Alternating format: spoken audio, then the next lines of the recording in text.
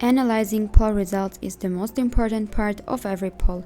Hence, having the poll results at your disposal in your desired format can be a great help for you.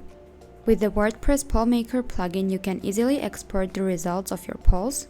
For that, we go to the results page of the Poll Maker plugin and click on the Export button. Here you can see two file formats available for exporting. These are CSV and XLSX. Here we need to select the polls we want to export, for example these ones.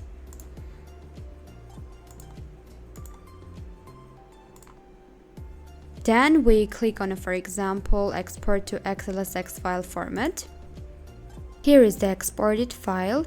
You can see that the exported file includes the username, the poll name, the answers, vote date, user IP, user email, name, vote reason, and phone fields, columns.